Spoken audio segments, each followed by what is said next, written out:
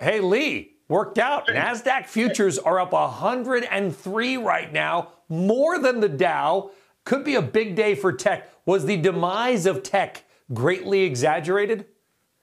Yeah, I think the demise of tech was always greatly exaggerated. We absolutely were going to have, and I think we're continuing to still have a rotation to value. But the idea that tech was going down for the count, I think was exaggerated. The Microsofts, Apples of the world, those are great companies. They're solid. They just weren't going to fly as high as they did last year. So their deaths were greatly exaggerated.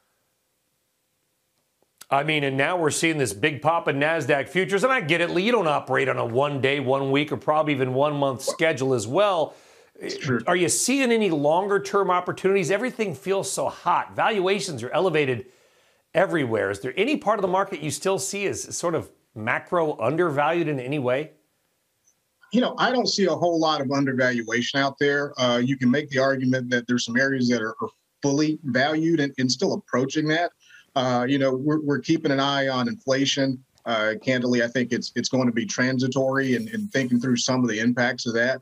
One of the things that, as I have discussions with clients and that sort of thing, is what are the impacts when some of these things that we see that are problematic right now, like the supply chains, price of lumber and those sorts of things, what happens to certain market segments when that goes back to normal? So we're trying to keep an eye on those sorts of things.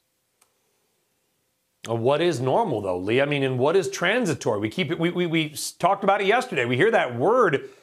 I don't know what transitory means. A Greenland shark lives to be 400 years old. The shark, their definition of transitory may be very different than yours and I. How long do you think this is going to last? Yeah. So some aspects of this, I think, are going to last into the fall. Okay. So you've got the situation, and just having conversations as recently as yesterday with clients who are just totally exacerbated by this idea of buying a home here in Metro Atlanta and the inability to correctly overbid on the price of a house. So we've got some supply issues. I think one of the things we have, speaking of supply, is incredible money supply, but not a lot of velocity. But as we get out of these shortages, these supply constrictions based on the supply chain, I think that'll open up. We'll see the money start to go in the markets. There's an awful lot of savings that's sitting on the sidelines, and I think it'll come out at some point. Shepard Smith here. Thanks for watching CNBC on YouTube.